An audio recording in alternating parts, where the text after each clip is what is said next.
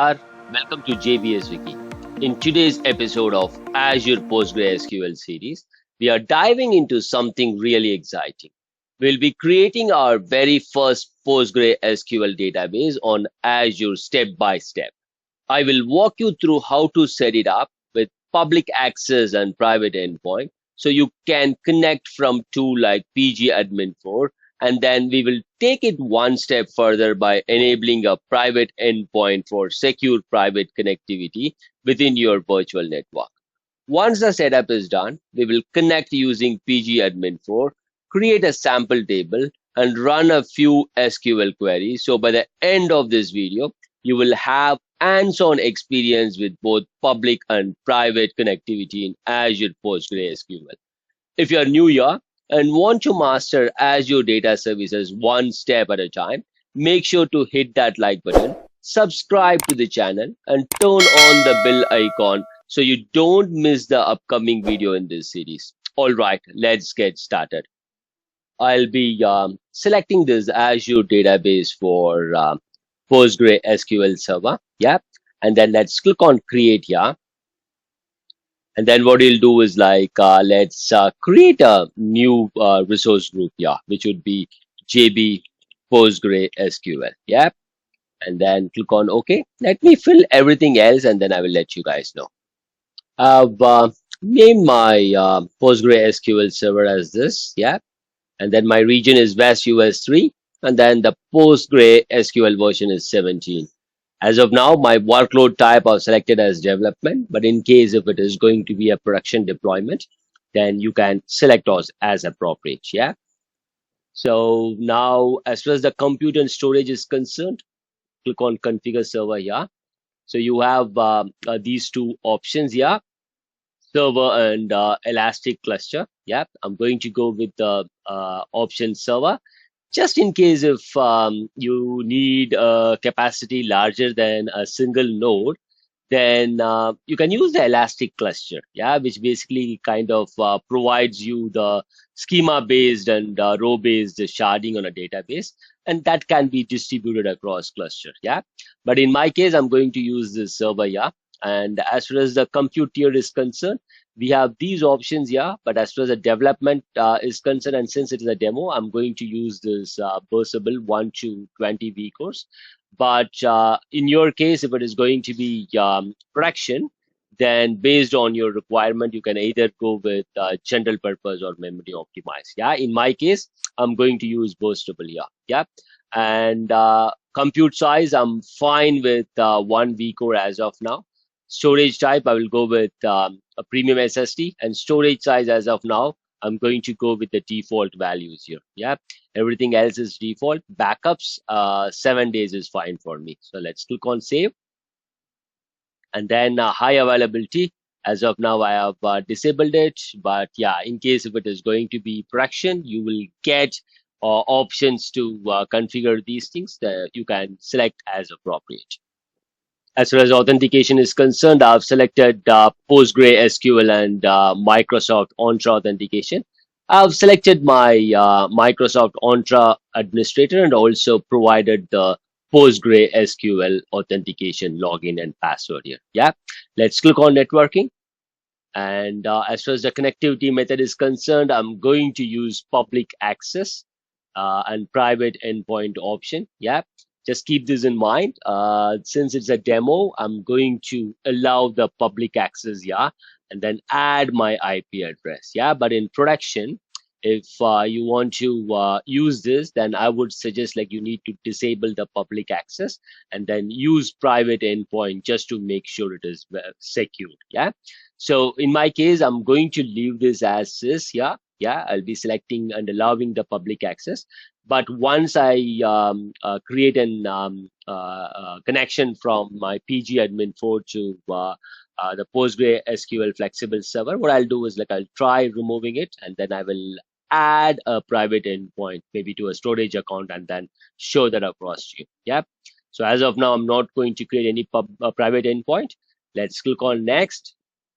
As of now, I'll use the service managed key.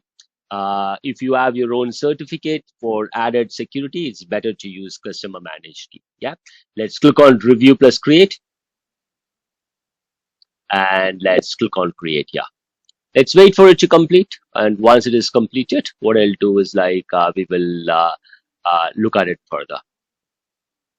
So I have this option. So let me return to the add firewall rules here. Yeah.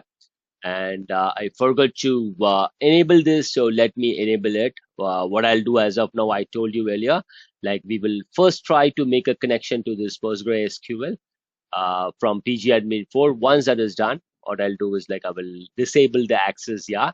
And then, for example, whatever application that needs to access this PostgreSQL, then what you need to do is that you need to create a private endpoint just to make sure we are secure. Yeah, let's click on review and create, and then create it.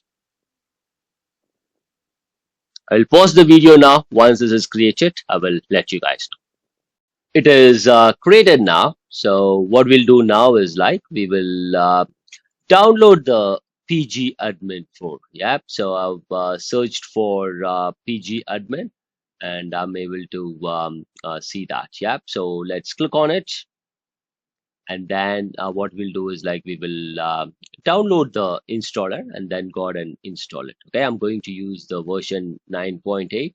Let's click on that and then wait for it to complete the download. Yeah, it's downloaded now, so I'm going to open that and then start the installation. So I will do the installation now. Click on next,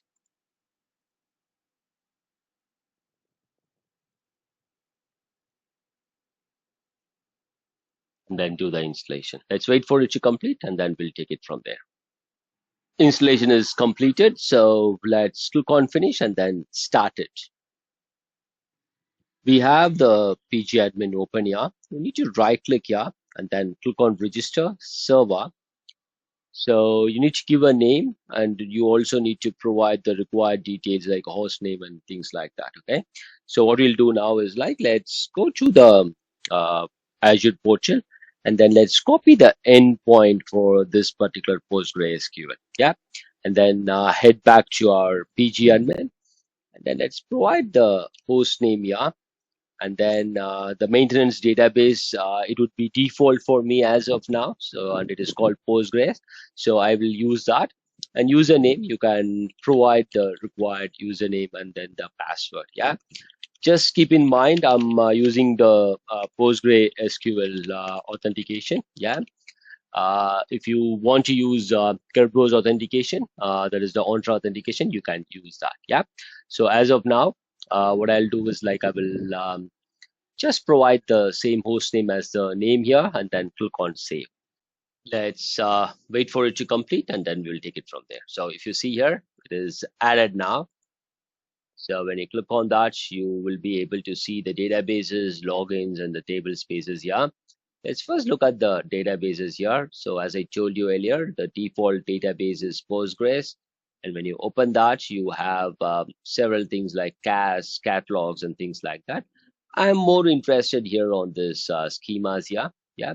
And then under the schemas, you have this public, and under the public, you have the table. So what I'll do is let me try creating one table here, and let me name this table as table 1. Yeah, the owner is Javik2k1, and the schema would be public. Whatever you want, you can change it accordingly. Yeah, for example, if it is going to be a partition table, you can enable that, but in my case it's going to be a simple table. So let's click on columns, and then I will have two columns here. Okay, one is column 1, and then I will have it as an integer, and then column 2 would be a text data type. Yeah, so let's do that. I'm not going to enable any of these like primary key or not null, or I'm not going to give any default values. I'm just going to click on save here. Now you can see the table here. So now you right click this, and you have the options here for create script, delete script, insert script. So now what I'm going to do is I'm going to use this insert script here. Yeah. And then if you see here, you will get the required query. So what I'll do is I will insert close to 3 rows. Yeah. and then I will see if I can view the data there. Yeah. So let me put this info here. Then let's execute it. You see here it is completed. Now let me right click. If you want to use TSQL, just go ahead and do that. Yeah. But I'm going to use the GUI here. And if you see here, this is the command. So let's execute it. Then if you see here, you are able to see the data that was inserted. Okay. So for this particular demo, I'm not going to create any endpoints, but what I'll do is in my future videos, I will show you how to create an endpoint from Azure Databricks to PostgreSQL, and how you will be able to approve it, and then you can start using the private endpoint to ensure you have secured connection between Databricks and PostgreSQL. That's it for this video. Thanks for watching. Have a great day. Jai Hind.